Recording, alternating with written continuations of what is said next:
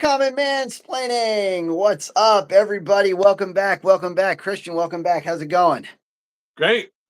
Fantastic. All right, we got a juicy one today. I am excited. Today we're going to talk about the culture war. How's it going? The culture war in America, predominantly in America, although it's being fought all over the West. And now this is a war that is not fought with guns or bullets. It is not fought with swords and shields or even with fists, although it does get kind of rowdy at times. This is a war that is fought over words, over social values, over morals, and over language, and over the media and public policy and things like that. It's ironically because some people even kind of like try to imagine that it doesn't exist and that the conservatives are kind of making up this whole culture war. I've seen videos online that are like, conservatives fighting the culture war that doesn't exist and stuff like that. That's insane because This is very real. 100% a real battle for the social norms in America. And we're going to get into it today. Now, there's two sides, mainly. There's the conservatives, otherwise known as the common people, the common man. Yeah, traditional values. Mm-hmm. Right. And then there are the elites and the progressives. And I'm just going to go ahead and say it. The elites have got to go. Because I'm telling you, guys, and that isn't to say that both sides don't come up with impressive ideas at times, but that's the game, right? So the conservatives, right, are all about traditional values, about the predominant institutions that have lasted us, 5,000 years, and even in America another 300 years. Things like family, faith, just basic stuff, educate, just the generic stuff, justice, things like that. Unalienable rights. Like these don't kill people. Don't kill people you live with. That's crazy. That's crazy talk, right? And the progressives are a bit more avant-garde, right? So they're always seeking for new ways to kind of deconstruct those traditions and to reimagine them and to try to put things out like, like Marxism, like postmodernism, like critical race theory, like feminism, like the sexual revolution, we can go on and on. DEI, the elimination of meritocracy. All of these are, yeah. So go over what you say. I think a big thing. So the culture war, I'm going to say, is sort of different from politics. Though it is used to sort of help get votes, or right. This is the debate. Try to a battle of ideas. And why it's called a war is because our divide is so broad. Yes. Right? The distance you laid out the opposing sides, but the distance between those sides, they're not close. No. Right? They're not crossing. Right? They're very, very far apart on this. And so that has led to, and now one of the things like Marxists, so a little bit of common mansplaining here in sociology. I do have a degree in sociology. So what sociologists are most interested in are why some nations thrive and succeed, and others don't. Yes. Let's just put it there, or succeed less. Right? Yeah, right. Yeah.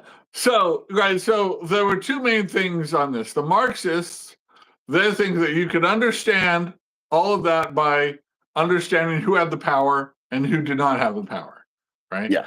And created a system of understanding of victims and oppressors, right? Yeah. This is thing that's normally seen as right for people, and the Marxists, they're not interested in building up the power of the underpowered ones. They just want to tear down whoever has the power. Right. Whoever they identify as having the power, they just want to tear down. So that's why you see so much of Marxism, Marxist philosophies are tearing down what exists, not necessarily building up. That's an afterthought, right? It's we want to destroy the patriarchy, we want to destroy, so it's a very destructive thing. Communist revolutions are all about tearing down or destroying the existing framework. Right. But to counter Marx, right, the early sociology theory was another German thinker by the name of Max Weber, spelled like Weber, W-E-B-E-R, but pronounced Weber. And his main hypothesis was you could explain the differences between why some cultures thrived and not, by looking at their culture, Right. right? Specifically, he really studied, right, when he was alive, Northern Europeans and what he called the Protestant work ethic. And that he thought was culturally different from even Southern Europe, or certainly Africa or Arab countries, or even Russia, Right. the Christian countries. And so and what's so that's sort of been a classic debate, right? When you go through sociology, you sort of look like, all right, how would Weber look at this issue? How would Marx look at this issue? And then you can say, like, how would critical race theory look at this issue? Things like Right. that. Right. But what you've got with the left, when they in their idea to tear down, they're usually Marxist, so they say power is all that really matters. But Right. they also want to attack culture. And Yeah. they want to tear down cultures that are successful, which is really interesting. Like Weber would say, when we identify a culture that's successful, we want to then take those successful cultural attributes and import them into less successful cultures, right?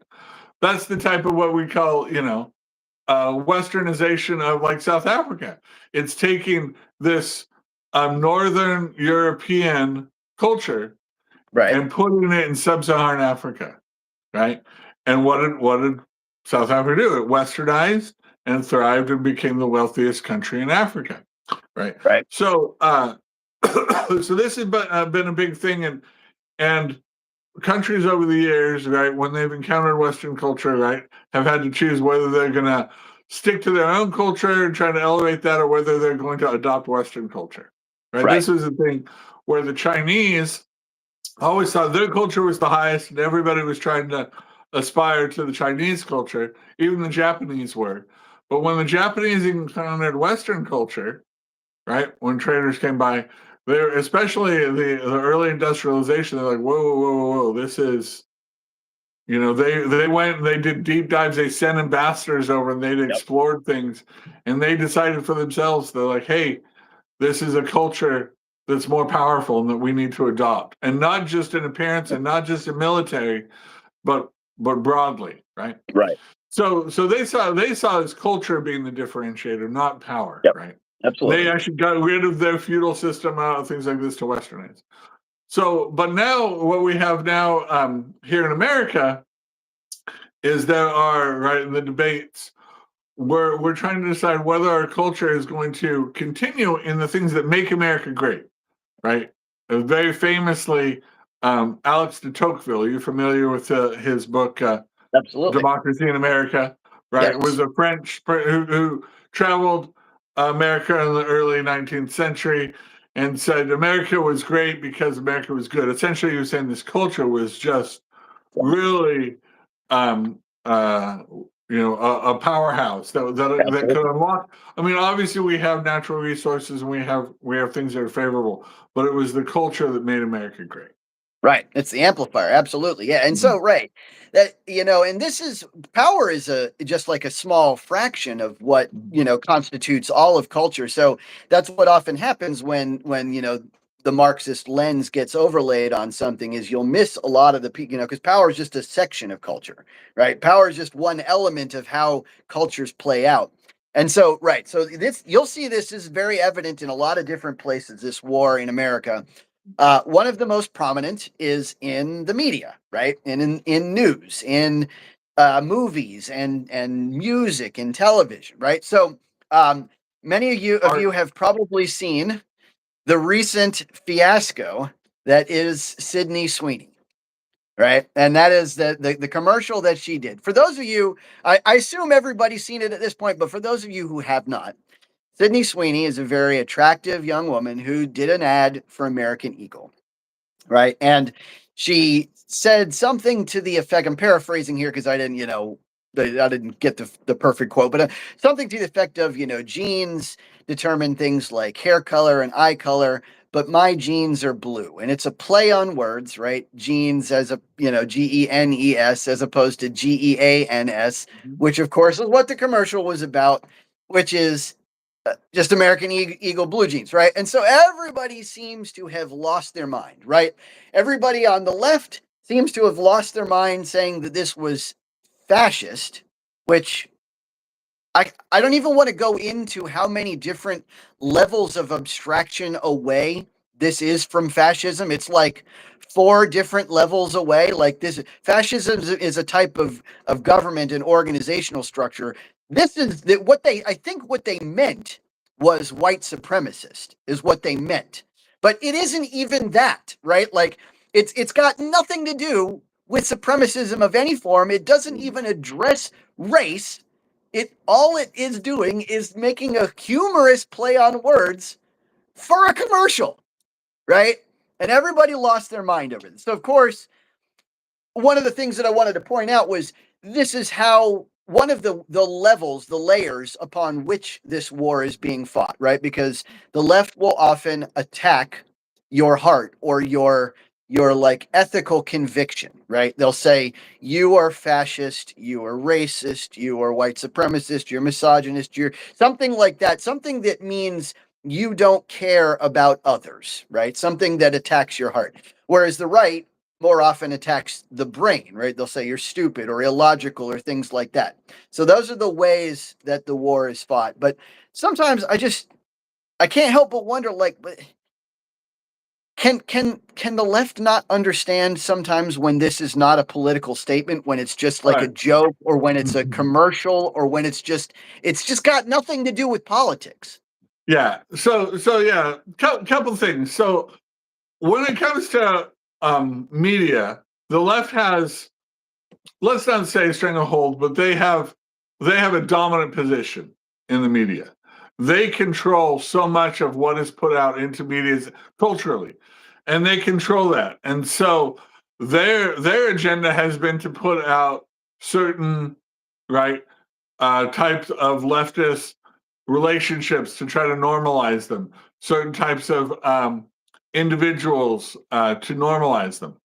But when something like this happens, that flies in the face of their agenda and the things that they're trying to move forward, they react, inappropriately. So yes, we on the right, people who are cognitive can see, hey, this isn't a political thing. This is just an advertisement to get people to consider American Eagle the next time they buy jeans, right? That's Yeah, the whole point. And that's so it. the more people see it or talk about it, that's the ad's whole purpose. We can put that aside. That doesn't need to be politics. We can have the privilege of doing that. We should exercise our privilege to say this is an advertisement. It doesn't need to be political. But the left wants to make everything political, and especially anything that flies in the face of their cultural dominance in this area, right? Their ability to put out what they want, right? Right. Which, again, when it shows, it uncovered this ad touched at a truth of, right? One of the key privileges that maybe we can talk about a little later is the beauty privilege. What are Right. it's not about whether you're white or any other skin tone. If you're attractive, you have so much privilege in this world. An attractive, Oh yeah. yeah, African American, Hispanic, Asian person who's more attractive than me and Eddie will have more privileges than we will as common white men, right? Yep. That is Absolutely. right. That is a beauty privilege. And so attacking this is they want to attack her as a white thing, as a symbol of white. It's not, but it's, I think we can see beyond that. But it is beauty privilege, and the traditional, somebody who's traditionally good looking in the way she is, right, objectively attractive, is not going to meet their sort of narrative of what they want to push and shape the culture in the way they want to. This is their idea is that they can drive through propaganda and shape a culture. Yeah. This shows that they can. That there's an underwriting culture here that's Right. stronger than their manipulation. But also, yeah, right. And also there's the element of just like the fact that advertisement has its own set of rules, right? Advertisement's not really bowing to the demands of culture. And that's why these virtue signaling ads have been so ineffective. I want to address something King Crazy Cyborg is talking about. So King Crazy says that there's no evidence to say that you hate eugenics Therefore, the logic still stands. King, unfortunately, you must just not be familiar with my channel, because there's plenty of evidence that is documented on this channel that proves that we have absolutely no love for eugenics at all. And honestly, I don't even think that's a safe guess. I think that for the most part, nobody really cared about this except people who were and it was not even just like your typical left winger, because I've got left wing friends that when I told them about this, they're like, oh, they just didn't care. Like most Yeah. people probably didn't care. I think it's just the vocal minority of radical left wing people that were like, oh my God, she's nodding to Nazis. It's Well, got how nothing to could the do with it. elites let this happen? That's sort of the betrayal. They have such dominance over this stuff, Right. right? So many of the ads, right, are a mixed racial couple in a home, and that it's become cliche, right? To just see something like this, feels like it's contrary to their Right. agenda. But, right, yeah. If you're not familiar with our channel, we are common men. We are not elites. We don't represent ourselves as elites. We're here to speak common sense, plainness to the common man against the elites. Now, the elites, what you have to think is, why do the elites want to shape our culture? Why would they be opposed to something like this? Why does that fly in the face of them? What values do they want to oppose other than the values of using an attractive women to sell products? Why are they opposed to that? Right. And so to answer another question, Kenny asked, why were people so upset when someone said Beyonce's jeans are better? I don't know anyone that was upset about that, but I did happen to remark that I thought that it was funny, humorous, odd, that the woke response was a girl, an African American girl, who's powdered as white as she can with blonde hair.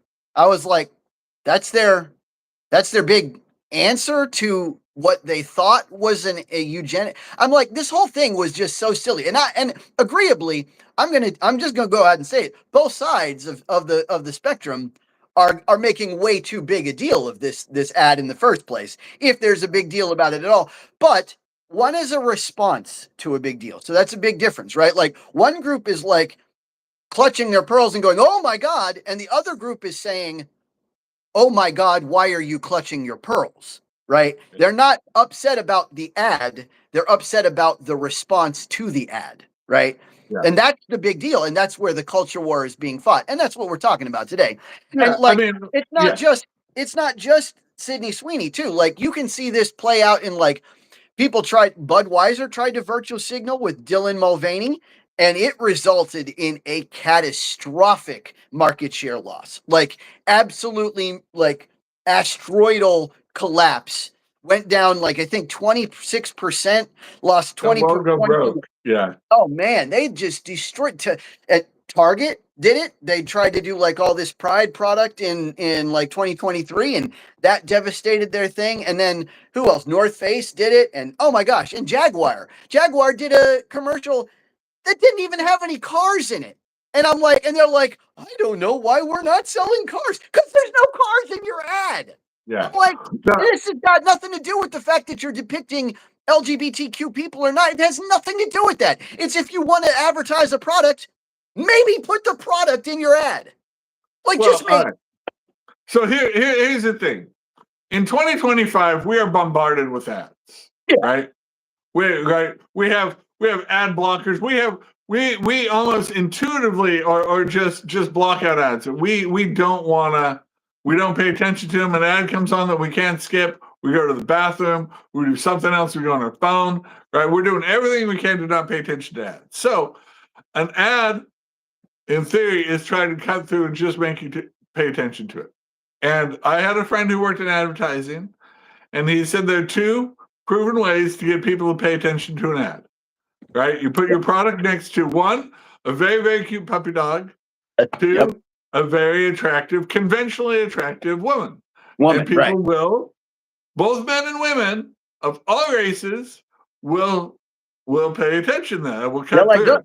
Right. Don't put me in your ad. Right. So, it's just marketing 101 now. And this joke, which is a very cliche joke about jeans and jeans being a homonym, has been made before in other ads before. This is not even a new idea. But it's just right now, the idea too, and what's come up is that Miss Sweeney's personal politics are not quite as left as the elites would like it to be. Right. Now, she has not come on the show. She has not disclosed to me her ideas, so I don't want to put any words in her mouth. Right. But that she is not, at this point, not willing to kowtow to their type of intimidation tactics. But yes, Bud Light showed you can get a lot of attention, but it can also, if the market of people you're trying to attract are repelled by that image, it's not going to succeed, right? So Bud Light, they did irreparable damage. They don't have as much stock shelves, right? Space, retailers don't carry it as much, venues don't carry it as much, and they found alternatives. They found hey, Modelo or other type of beer stays just as fine, and nobody thinks that nobody questions my manhood when I'm participating in this. The idea that the traditional masculinity, right? Something that the West hard fought, the idea of a gentleman, but could still be strong. Right. The respect that men are given because they would give their lives in war or in dangerous occupations. It has taken hard propaganda to try to wear that down. But even though they feel like they've succeeded in wearing that down, there's still a rock hard group of people, a base, if you will, that still respect those values and still want that. And when that manifests itself and manifests it powerfully, it's something like that says propaganda cannot win the culture war. Now I'm interested in people that are watching today. What do they think their culture war? What are some of the items that get you fired up, or that you feel like there's a left and right battle about in your communities or otherwise? Is it movies? Is it representation in media? Is it that all? Is it music? Is it art? Like who gets to be promoted? Who gets to be a famous, successful artist or not? Right. Yeah. Well, I wish I was a famous artist. Yeah. No, I mean, there's a million different things. Of course, one of my big pet peeves is the attack on patriotism. Right. The attack on people who love their homeland. And I'm just going to say it. Y'all don't have to agree with me, but there is nothing wrong with loving your homeland. It doesn't become wrong until you start hating other homelands. But loving your homeland is fine. Just like loving my own family is great. If I started hating other families, it would be a problem, right? That's why the MAGA creed is America first, not America only, right? They don't say that they hate every other nation or they hate every other race or they hate every other ethnicity. It's just they love America. That's it. And there's nothing wrong with it. We might hate Canada. Yeah, no, I'm kidding. But like, I mean, and here's another place where that war is being fought on that front. The whole game where they say, "Oh, you're on stolen land." Oh, It's a guilt game, right? And that's again attacking the heart, attacking your feelings, your emotions, your ability to be empathetic. I'm gonna tell you something. There is no such thing as land that is not stolen. I didn't steal my land. I bought it. That's all I can say. That's all I can only answer for myself. And like this whole like stolen land. Oh, and the other one they use is indigenous peoples. I'm gonna come at that again. There's no such thing as indigenous peoples. There are just people who live in a place. And we've moved around so many millions of times that it's just silly to say. Like the classic one we've gone over in this channel many, many times. People call the Native Americans that we're all familiar with, that the Europeans came over and colonized, right? People call those the indigenous peoples. They were not the first people to arrive in America. It is provably false, right? Archaeologists have demonstrated that the Clovis Native American tribe that emigrated about like 13,000 years ago over the land bridge of Russia is not the first group to be here. There was another group that was here 20,000 years ago. And there's even evidence to support 30,000 years ago and 50,000 years ago and possibly even 150,000 years ago. That's only one data point, so I wouldn't go that far yet. But that's a lot. The people have been here for this entire time, which means when the 13,000 year ago group came over, guess what they did? They colonized the place. They fought with each other, just like they fought with each other before the Europeans got here. Everybody steals land. That's a human trait, not like a European trait or an American trait. Now, I won't deny that America is very imperialist. I'd be the first to admit it, and I hate imperialism. I will push back on that. I mean, we were manifest destiny in here in America, but imperialist, other than Hawaii, right? We could have, imperialism would go out if we'd made Cuba a state or a territory and conquered it. Philippines had, almost became a state. We were almost doing these things and we pulled back from that. So we didn't conquer Japan when we had a chance to. We didn't conquer Germany. Oh, sure. We had a chance to. Always going to be right. So we've had opportunities to be imperialist if we wanted to. Like Canada could stop us. If we wanted to conquer Canada or Mexico, we would. We don't. We don't desire to. We won't want to let them. We just want to live in peace by our neighbors. But yes, we did want an expansion, right, for our own safety, to not have Western other powers there impinging upon us, and it's led us to have a largely a peaceful thing. I want to key on your thing that the attack in patriotism. Now, I think a lot of movies and media, will try to make the military to be the bad guy, make them sinister sometimes. Like in the movie Super 8, which I went and took my wife on our first date. We went to see Super 8. The military is the bad guys, and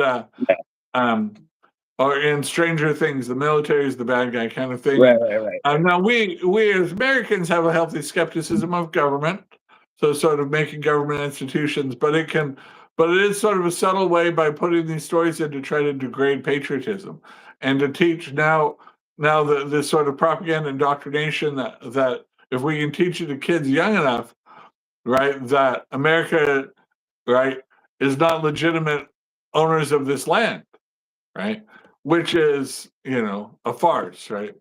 But these type of things to undergrade. This is the Marxist. They don't want to build up people's power. They just want to tear down. Capitalism has built the wealth and lifted up the power of anybody who wants to come here, work hard, and live honest, live according to those can be uplifted. But the Marxists want to tear this down, whatever power structure, even if they don't have anything good or stable to replace it with. Right, and so that's the crux of the issue to me, and the reason that I fall closer to the conservative side on most things, right, is because there's a credo, an age-old credo, and I know it's going to sound cheesy, but the reason it's an age-old credo is because it works. If it ain't broke, don't fix it, right? And now I'm not saying that things can't be improved upon, right? I'm never that person, and I'm all for finding a better way to do things. But there isn't necessarily a reason to go digging and hunting for things that we know don't work just to try to make them work. And what I mean by that is what I see, and I'm going to give you a generalization, right? This is not the case for everybody, but largely on the conservative side, they treasure principle over results, right? So they're going to hold on to principles, even if sometimes it produces a worse result. I'll give you an example, right? I think that it might be, I don't know, I have no idea, but it might be better for America to be a theocracy. But I'm not going to do it because my principle of religious freedom is more important to me. We don't have good data on whether or not a theocracy is better, but I would never try it because it violates a principle, even though it might be better, right? The same thing goes on for other things too. But now on the left, they usually treasure results over principle, right? They often give a principle, but then will change that principle the moment they think they might see a better result, right? For them. And often that's the problem, right? Because the results aren't even consistent. And I'll give an example there. Justifying the means, is that what you're talking about? Absolutely. Right. So for example, like critical race theory is a perfect example of the ends justify the means, right?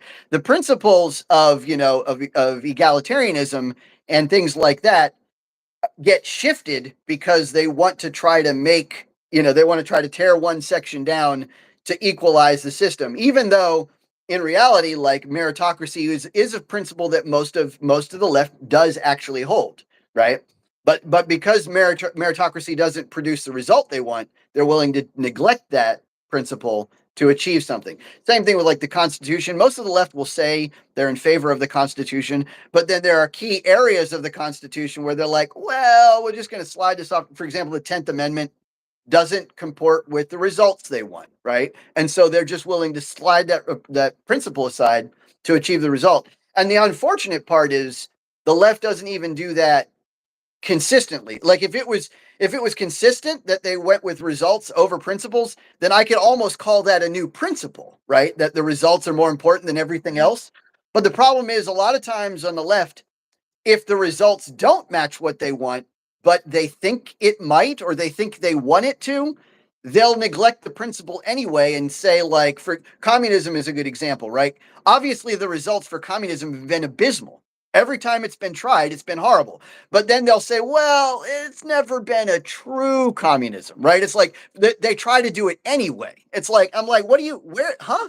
Or like, we haven't, it's like a no true Scotsman fallacy, right? Like we haven't seen a real example of what affirmative action could do in the right circumstances or da da da da da. It's like, all right, guys, come on. Now, one of the other key pet peeves I have, one of the other big pillars of American institutions that are under attack is the nuclear family, right? And this is just going to be consistent for almost all conservatives. We have worked with the nuclear family successfully for at least 4,000 years. And this has been, again, like Christian said, that's what sociologists look at.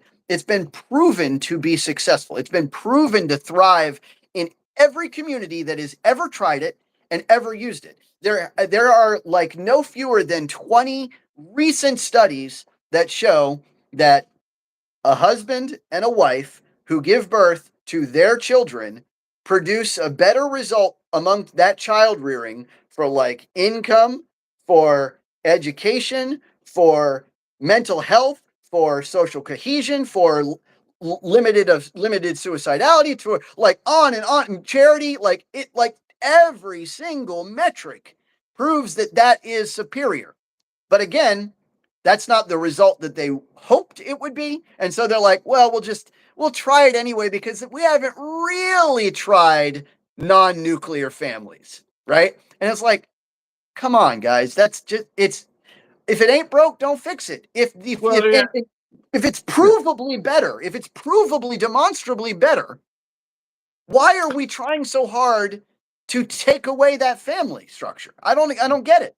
Well, all right. So this is an age-old thing. Even like Plato's Republic with Socrates contemplating how Athenian society needed to change because they'd lost the Peloponnesian War, right? Right. Anytime that you feel like there's a crisis, this is like you think, okay, right, we just lost to the invading Persians.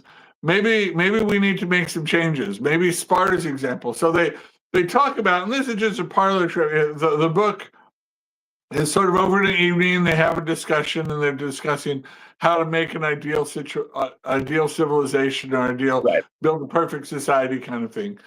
And it's just sort of an interesting conversation to have, right? And none of the ideas they put in place or that they talk about that are in this are put in place, but they help us understand, certain things that you want, as we come to and build a republic. Like it's very influential on Aristotle and later on Locke and on the founders of other kinds of these ideas. And so there's always kind of been the striving, like, well, what if we just back to square one, let's try dissolving the family and seeing if we can do this. It's always been weird stuff, right? And but what we've learned over time is that to the strongest nations have these strong families and move forward in them. And the reason why why would the elites want to attack this, right? That's the question we should be asking. Why would they not want something so obviously American, appreciated by the American family? Why would they want to do that? And it has to do with power. Yep. right? People that don't have come from nuclear families, right? Single family homes are more dependent on the government, are more easily led, and can be more easily manipulated for power. Will let the government provide for them and give them power. Yep. And So, right, those are the questions we should ask. yeah, Now, for me, oh, sorry, go go ahead. on. I was No, just go going to on. say, What are you doing? I agree with Belisarius's answer too. Part of the reason the family structure was eroded was so that we could be controlled more easily, right? Like the original concept of the American like unit of like, because a lot of people think that the individual is like the base unit of American civilization. It's not. The family was the base unit of the civilization, right? That's like the basic atom, right, upon which you build the.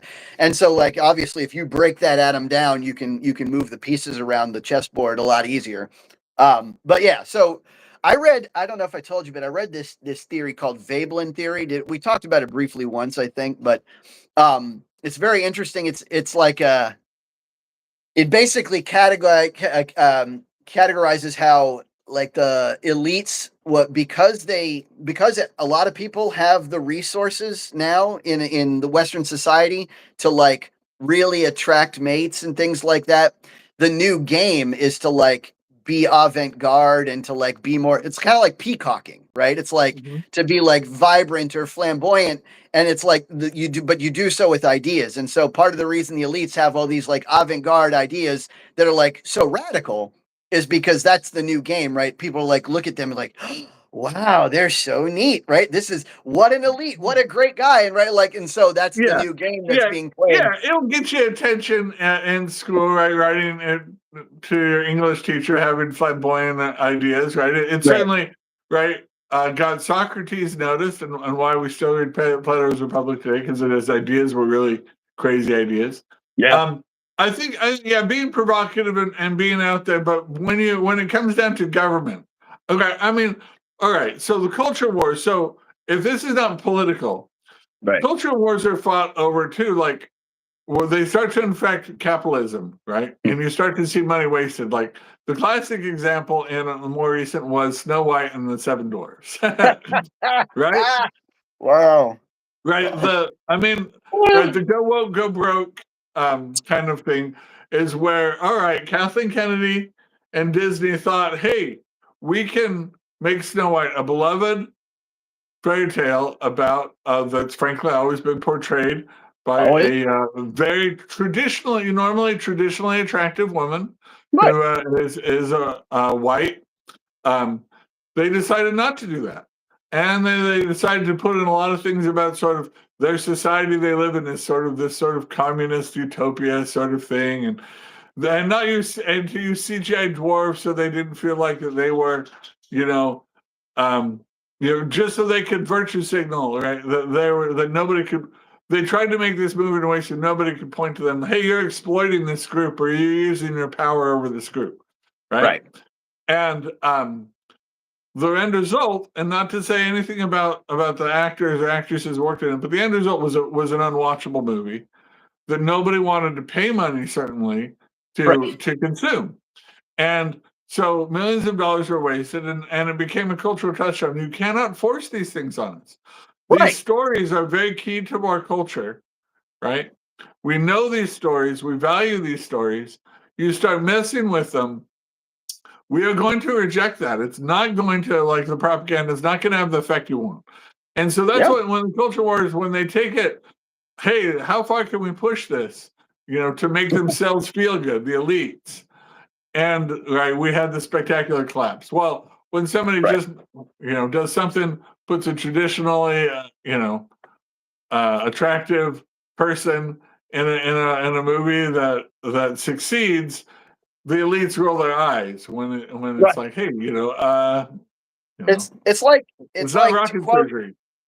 to quote Sylvester Stallone, you can't take people's right to be assholes away. And I mean, I know that sounds crude, right? Because I don't like cursing and stuff like that. But here's the thing, like, you can't force people to do things the way you want them to, like to like people, to like certain things, to like items, to like ideas.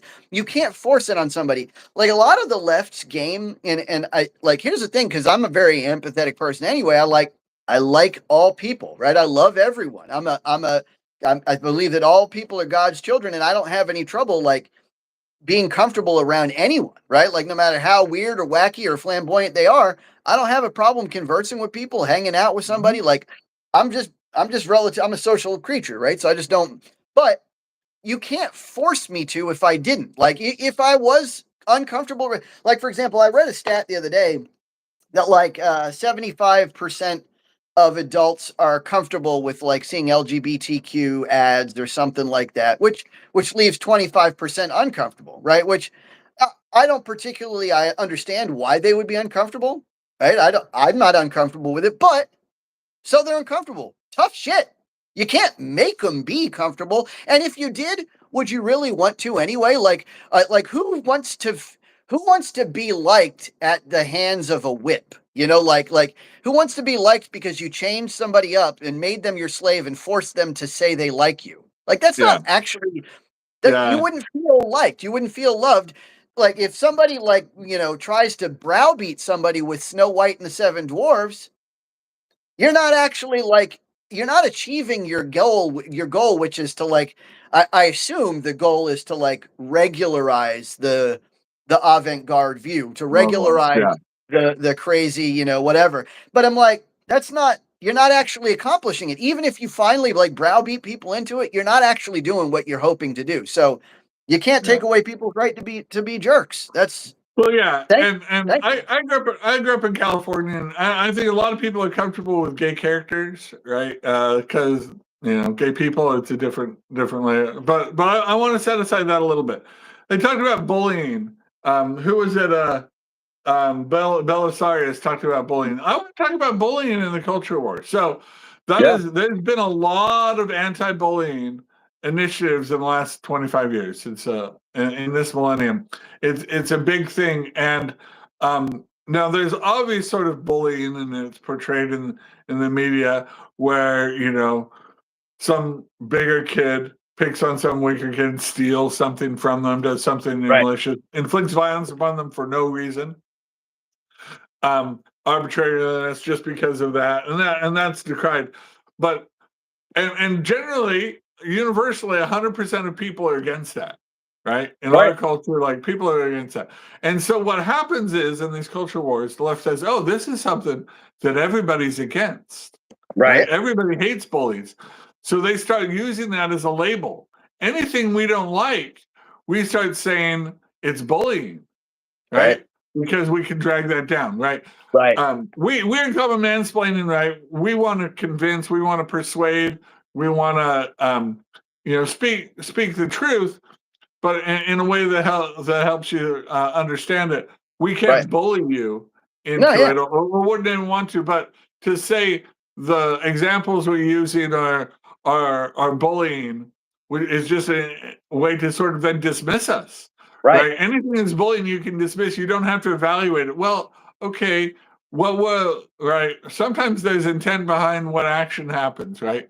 Like when people responded negatively to the Budweiser ad campaign, right? Some people called that bullying, right? Yeah. Right, and Boycotting is not that's the way bullying. to dismiss it, not have to examine it.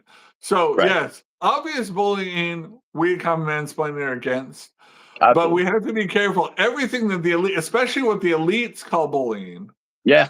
it could just be things that they don't Which like, and the that's just their language is very important in this culture war.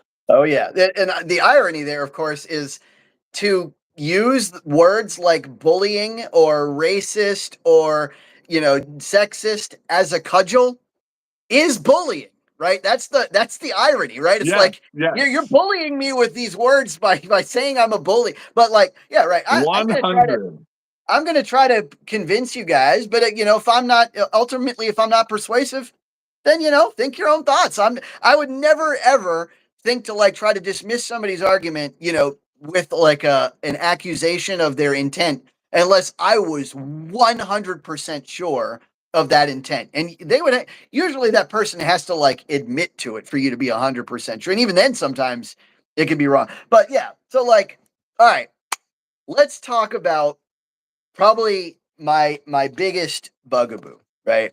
My biggest pet peeve in the culture war. Moral relativism.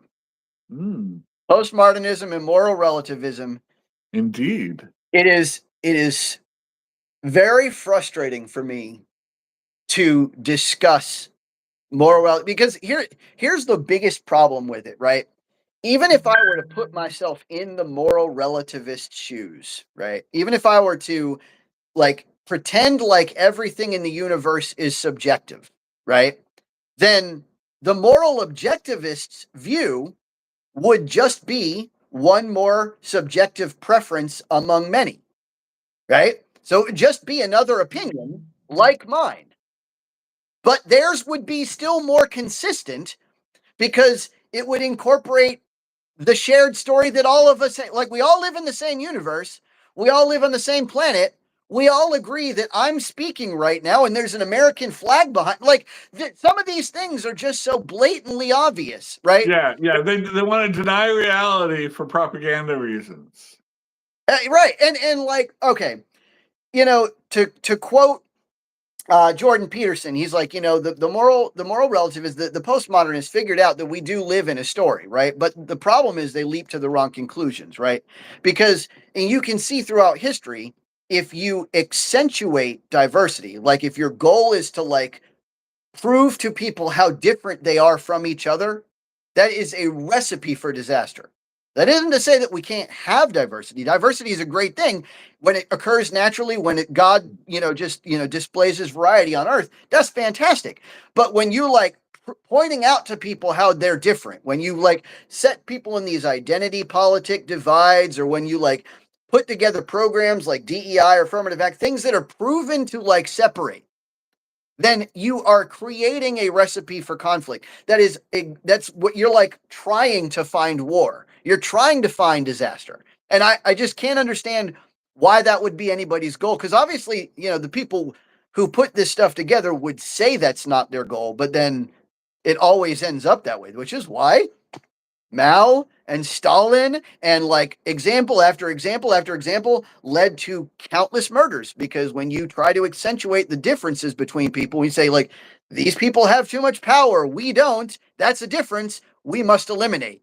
That's Yeah, it's the tearing down, and you do that by othering people, by saying right they're other and they're lesser, and it's because of their status as wealthy, or status as educated, or their status as a nuclear family, that they're religious, right? This is a big thing as things have become right secular. Europe, where there are now more secular people than are religious people, and so the seculars now are bullying maybe in a way the people that remain religious. America here still has a religious majority of people. It's not as big as it was, but there is a desire to secularize, to get people away from that. There is a resistance to it. People here have a connection to their faith that is meaningful. They've been blessed by it, and they're not going to give it up so easily, especially to the trinkets that postmodernism offers them, right? The liberation, what they've learned, right, is the postmodernist lies, especially the sexual revolution, doesn't lead to freedom and happiness. It leads to misery and oppression. And diversity and equity and inclusion does not unite us. I think this is very true. And this is why these programs, they were tools of the left. They were trying to use language to say, hey, that just like bullying, almost 100% of people against. Let's just take the name diversity and inclusion. Everybody wants to be included. Everybody's for that. They use it, but they only want to include the right kind of people. They use that to bully, especially what they consider anybody of a group that they want to tear down their power. And their explicit enemies are white men for some reason, right?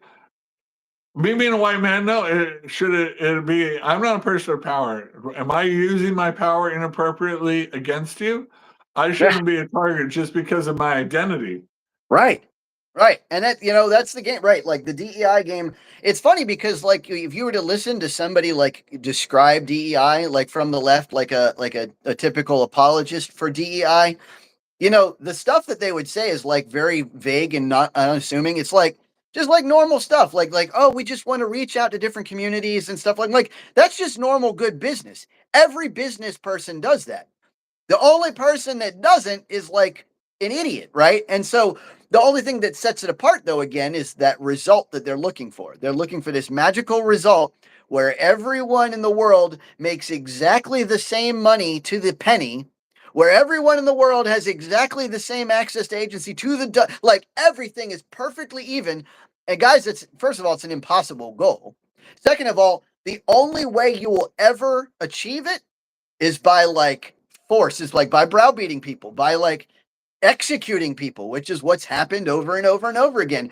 And it's like all of a sudden you have to like separate people in all these little groups, and some groups are more oppressed than others, and some groups are, and you go back to the same old game, and it drives me nuts. And then the other aspect of postmodernism is like essentially hedonism. It's essentially like hedonistic self gratification, instantaneous self gratification. And I got to say, it's a lesser known institution of America, but it is a very very fundamental institution of America. The concept of sacrifice for the future, the Yeah. concept of Yes. sacrifice for the family, the concept of sacrifice for the community.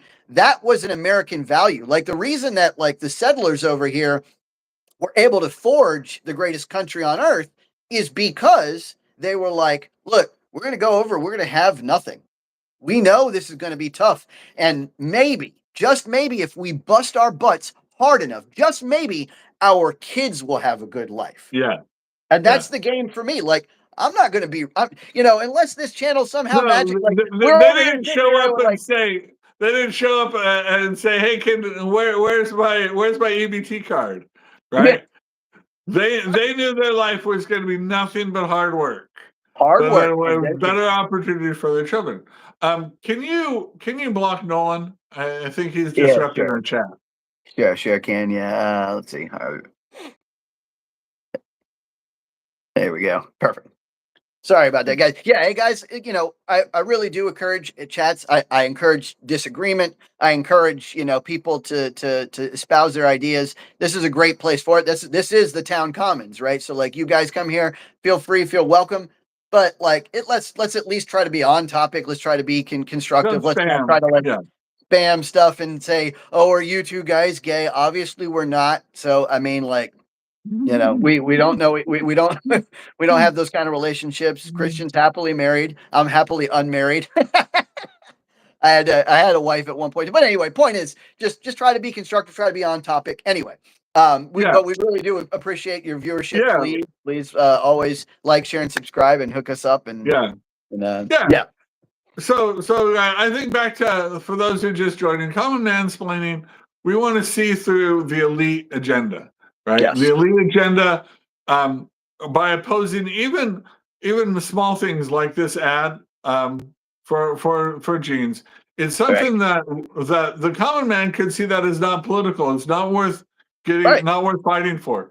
But So that's the thing. the elites oppose it. Anything that opposes their stranglehold, right? They want to have, they want everybody to say that Olivia Rodrigo is Snow White, that the Right, emperor, that the emperor's clothes are beautiful, right? If we can deny facts, if they can have us, right, acknowledge things that are untrue and turn us away from things that are obviously like part of our culture and then manifestly, right. we're drawn to, then they have power over us. And when we Yes, fight against that, when we don't give them our money, when we don't give into that, we exert our freedom, independence, and that's how it became. Something so insipid as this became a cultural touchstone. People want to fight back and say, "Hey, it's on us." Whether we watch that ad and where we buy our blue jeans, don't you tell us, what can and can't, the right. elites want to dictate what woman can and can't sell us jeans, right? I'm gonna buy It's jeans it's for it's a whoever. conceit of such power, right, and such disdain. And this is one of the things too. So the left really disdains the common man. They think nothing of us. One of the things also in the cultural war recently was Stephen Colbert lost his job, right, Yeah. as the host of the Late Show, and Oh no. I'm right, so sad. and there's been a gentle pushback in some of the media to try to have a little bit more conservative viewpoints in there. It still won't Yeah. be. It's not going to be like conservative, but a little more representation, greater than zero, which is what it was before. And this has been made them very, very uncomfortable. But Stephen Colbert, his show lost money, lost $40 million a year, right? And the thing is, oh, right, we're decrying this, how sad it was, and people are like, where are we going to go to find another left wing talk show host in primetime? Oh, every other Everywhere on channel. earth. Right. There's no need for it. But these people completely, they didn't care that half the audience could not chime in, right? Because nobody was making fun of both sides like they used to, No, right? yeah. It Right. was all one sided. It was mean spirited. There was no reason to watch it. There was no enjoyment there. And so it lost money. And the Right. elites didn't care as long as they could point to, their control of what had traditionally been something that had been a respected American institution, that our culture gave weight to it. Johnny Carson or Jay Leno, these people, their monologues, their jokes would enter our zeitgeist, right? The sort of Right. collective thought and would influence our thinking on things, and their mockery of certain things would help expose the absurdist ideas of things. But when it's all one-sided, when it's all right, I mean, the glorious puffed up interviews that CBS did, not just on 60 Minutes, but also on Stephen Colbert's show of Kamala Harris and other left-wing political things, right? Completely not even intended, and not funny and not watchable. And the venom, the outright venom, I would repeat some of the things that Colbert said at this show, but it would probably get this channel banned for Yeah. Right. profanity. Right. Right? Like over the top, things And that they would say, and things that were proven to be, not false. true. And people Right. people knew that and rejected it. And so thankfully, Stephen Colbert is a casualty in this cultural war, a Yeah. casualty for the left. We Yeah. can count that. We can't count it as a victory for the right because they're not replacing it with a conservative talk show. They're Yeah. just No. doing away with the whole show. But we get to see that this doesn't succeed. It doesn't profit, right? And America, the common man has spoken that we're not going to be taken in by this, and that we're not going to be bullied by it. Right. Right. Yeah. Right. So, yeah, Stephen Colbert. Just go to any other elite. I mean, I'm sure he's. I mean, how many different people has the Late Show gone through anyway? Like, it's just gonna, there's a million different options for woke left elite people that hate Trump, especially people that hate Trump. Like, Oh yeah. and that's the thing. Like, right when previous Late Show hosts at least kind of made it like a humorous type of attack, like a game. But Colbert was just kind of like just always angry. Like, and it's funny because he's a It was comedian. I'm hard to like, watch. I would have expected more comedy, but it was just like all the time, like. All right, I do want to hit this last big part of a big institution of American society that I think is under attack, and that is right. You touched on it before. It's faith, right? We used to be very, very, very religious as a group, as a people, on average, right? I think it was like something like 90+%, just in the 1970s, and even more. So, I mean, that like settlers was almost 100% Christian, and like now in 2020, we're looking at like 63% identify as Christian or something like that, 64%, somewhere around that area. I mean, in the 1970s, basically 70% regularly attended church, and now it's inverted. Now it's like 30%. And that's a true tragedy. And again, you can see how this war is being fought because it's like you hear the left often say things like, "Oh, God's not in the Constitution anyway," like, which by the way he is anyway. He's there on the date, but that's not the point. The point is like the way that they use the attacks, right? Or things like, well, here's the big thing though. The fact that they used, that there were 3 unalienable rights endowed by our creator in the Declaration of Independence, that is such a fundamental, quintessential aspect of American life and American society that I don't think people realize it. Like, if you take the creator out of that equation, you lose everything that an unalienable right even stands for, right? Because rights are just a social construct anyway. The reason we think we have these rights is only because some government says we do, or we think some government should say we do, or the only thing that actually ensures these rights is force. But the only thing that actually guarantees that they are rights is God. That's it. It's the only thing that actually makes it a right. Other than that, it's just a preference that we happen to be able to enforce or we can't, right? It's like you can have a million different preferences in a million different nations. Some nations thought it was a great thing to like toss babies in a fire to like make the rains come. That was a right they felt they had, right? But it wasn't an actual right. It was just a preference. The only reason that it would ever become a right is if God says it. So that's my bit on that. What are your thoughts? Well, obviously, putting God first is I think grounds any culture, grounds Yeah, American culture, right? And that we realize that we have to our gratitude, our humility before God, puts us in the right frame of mind. That our government is there to serve the people, right? And to represent us, not to oppress us.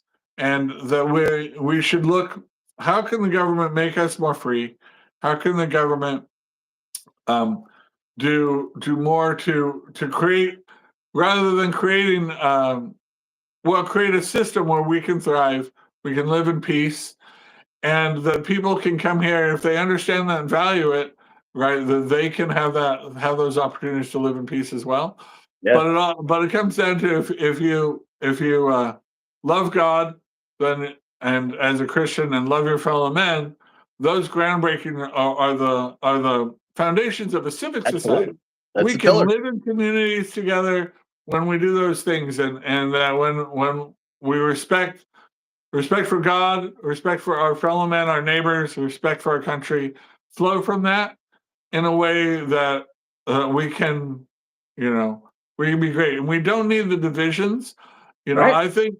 I wonder sometimes, like, one of the things why I would say to put the City Sweeney thing behind us is this could be propaganda from people outside who just want to weaken America. They want to find Yep. reason to make that divide seem wider, even Yep. though it might be a small amount of elites or even just people in other countries trying to sow division. Could be Russian disinformation, whatever. We need to remember what unites us, and it is this faith in God, this value that every life is worth protecting and is valued. What are some Yeah, comments? I wanted to address something that John Medina said. John Medina, kind of responded to my rights rant. He said rights aren't actually real because the enforcement of it requires agreement and the ability to defend it. Right. So we're kind of using the word in two different ways, right? So what you're discussing is what I would have referred to as a societal preference, right? Because you're right, it does require agreement to enforce societal preferences. What makes that bound, like what makes that bridge the gap from a societal preference to a right is divine mandate. That's the difference, right? So one of them alludes to a transcendental category that rights just exist, period, whether we think they do or not. And one of them alludes to the rights that we think exist, which is a subjective preference, right? That's the difference between moral relativism and moral objectivism, right? And so, of course, I'm an objectivist, so I believe that rights exist Yeah, objectively, and we believe in they're absolute truth, and right. objective truth, objective rights, And you don't and have to agree with me. I yeah, don't require agreement. That's just my personal belief. And honestly, the only thing that I would say to persuade you is that it's been proven historically to provide better social cohesion if we all agree in that objective truth. If we all disagree, then the social cohesion is lost. And so yeah, there's really no difference from your perspective which one's better except that. And so I would just go for better cohesion. I would say that, like, if we're ever going to all come together as a human people, the only way that we'll do that is if we're all living in the same reality. That's yeah. The constant shifting. We're on sand, right? When right. we can't call a biological truth because of political pressure, manipulation, i.e., bullying. When scientists are bullied into taking the prevailing conformist view, when there should be a lot of disagreement within science. That's how we push forward, right? Science should not be a settled fact. We should have discussions. People should come here to Common Mansplaining. We do this on Saturdays and on Wednesdays, so that you can have a discussion. Yeah, You can get the definitely. truth, the straight facts from us, right? See through the spin the elites have. They want to control you. They want to pull the wool over your eyes. They want to normalize things that are weird, things that are contrary to our culture and to our success. We need to call that what it is and stand up to it. So Yep. appreciate your support, everyone.